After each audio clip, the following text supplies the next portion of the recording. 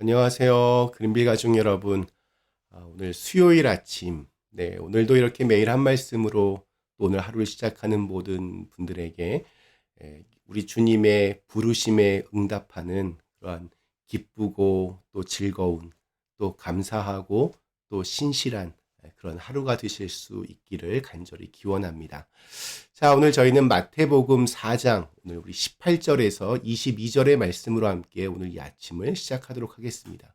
마태복음 4장, 우리 18절에서 22절의 말씀. 갈릴리 해변에 다니시다가 두 형제 곧 베드로라 하는 시몬과 그의 형제 안드레가 바다에 금을 던지는 것을 보시니 그들은 어부라.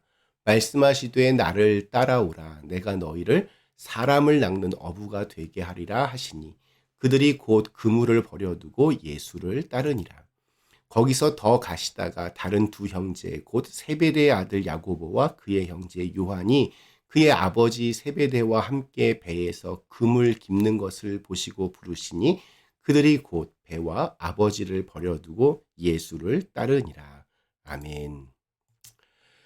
네, 우리 예수님께서 하나님 나라를 선포하신 뒤에 그 다음 하신 일은 제자들을 찾아서 그들을 부르신 것이었습니다. 예수님은 갈릴리 지역에서 복음을 선포하시다가 갈릴리 해변에서 그물을 던지고 있던 이 어부들을 부르셨습니다. 그렇게 해서 부른 사람이 베드로, 또 그 형제 안드레, 또 야고보와 그 형제 요한, 이렇게 4명이었습니다. 예수님의 첫 제자들이 탄생하였습니다. 사실 예수님은 당신 홀로 모든 사역들을 넉넉히 감당하실 수 있는 분입니다. 그러나 예수님은 그렇게 하지 않으시고 제자들을 부르시고 그들과 더불어 함께 사역하셨습니다. 그렇게 하신 이유는 그것이 주님께서 일하시는 방식임을 우리에게 알려주시기 위함입니다. 하나님은 지금도 우리 사람들을 통해서 하나님의 일을 하십니다. 나를 따라오라. 내가 너희를 사람을 낚는 어부가 되게 하리라. 예수님은 직접 제자들을 찾아가셔서 비전을 제시하시고 자신을 따를 것을 직접 요청하셨습니다. 조금만 생각해 봐도 사실 일반적이지 않는 아주 파격적인 초청입니다. 지금도 이렇게 의무 교육이 끝나는 대학교부터는 이 학생들이 선생님을 고릅니다. 나의 필요한 부분을 채워줄 수 있는 그러한 선생님들을 선택합니다. 그러나 예수님께서 제자를 두는 과정은 이와 정반대의 모습이었습니다. 선생님이었던 예수님께서 제자들을 직접 찾아가셔서 당신의 제자로 부르신 것입니다. 수학을 배우고 싶다. 그러면 그 수학을 가장 잘 가르치고 또 높은 점수를 얻도록 해주는 사람을 찾아가는 것이 맞습니다. 기술을 배우고 싶다. 그러면 그 기술을 가장 능숙하게 하고 또 그 기술을 잘 가르쳐 줄 수 있는 사람을 찾아가는 것이 맞습니다. 그런 선생님을 찾는 것은 우리의 능력으로 충분히 알 수 있기 때문입니다. 그런데 예수님이 제자들에게 가르치고자 했던 것은 진리였습니다. 누가 진리를 알고 있는가에 대해서 그것을 알 수 있는 사람이 아무도 없습니다. 진리는 우리의 생각보다 더 크고 우리의 지혜보다 더 크기 때문입니다. 우리의 힘과 지혜와 능력으로 무엇이 진리인지를 찾는 것, 그리고 진리를 가지고 이 땅에 오신 분이 누구신지를 찾는 것은 불가능한 일입니다. 제자들이 진리이신 예수님을 알아보고 찾아오는 것은 애초에 불가능한 일이었습니다.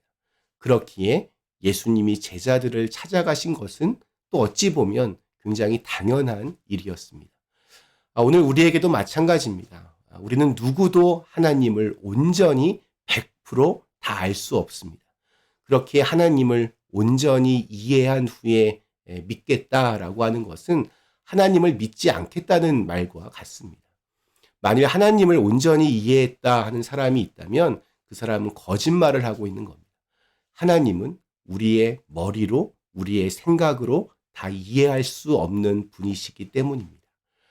만일 그런 생각이 든다면 그 하나님은 우리가 만든 내가 만든 하나님일 뿐입니다.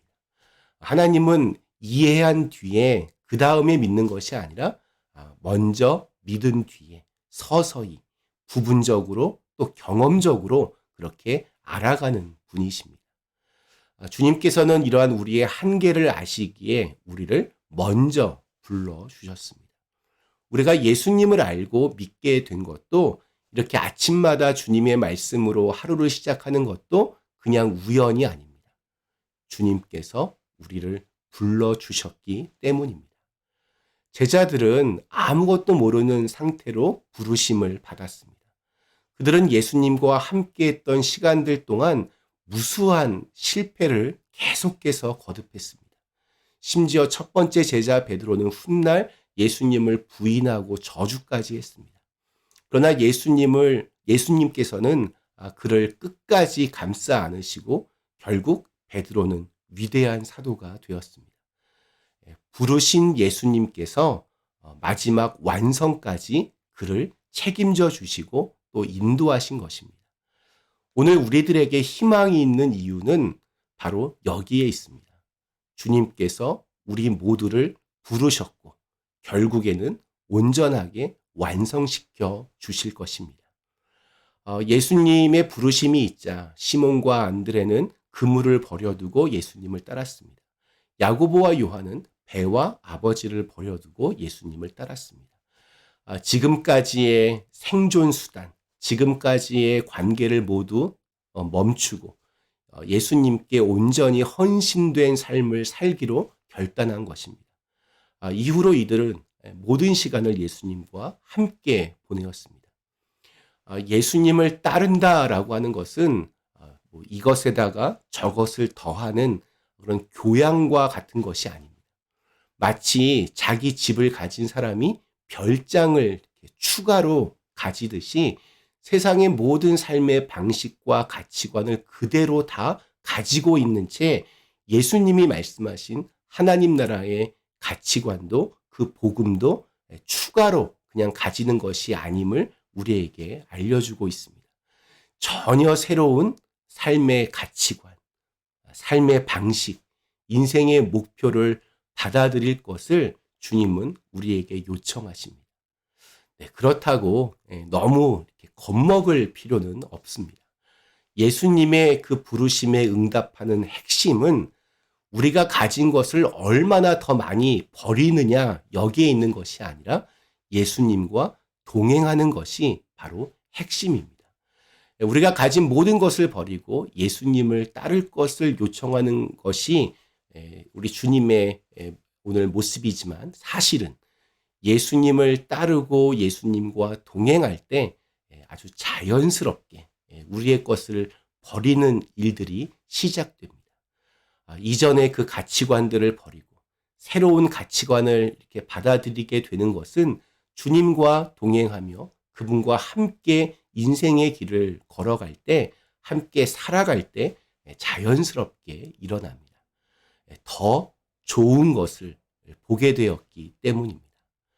오늘 말씀에 등장하는 베드로, 안드레, 또 야고보, 요한 모두 참 때로는 한심한 모습을 보이기도 했고 전혀 제자답지 못한 말과 행동으로 예수님의 마음을 아프게 하기도 했습니다. 그러나 그들 모두가 훗날 위대한 사도가 되었습니다. 이들은 세상 가운데에서 복음을 선포하다가 기꺼이 순교의 길로 나가기도 했습니다.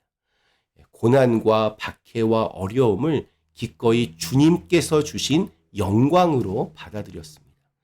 수많은 사람들을 주님께로 인도했고 교회의 든든한 토대가 되었으며 영원히 빛날 주님의 사도들이 되었습니다. 주님께서 이들과 함께 하심으로 그 놀라운 변화를 인도해 내신 것입니다.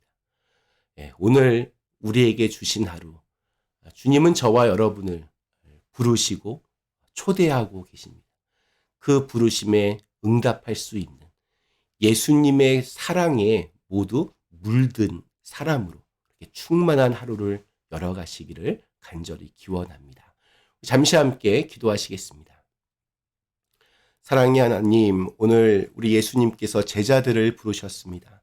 이 제자들 참으로 참 제자답지 못한 그런 말과 행동으로 예수님의 마음을 아프게 하기도 했지만 결국에 예수님은 그들 모두를 위대한 사도로 이끌어내셨습니다.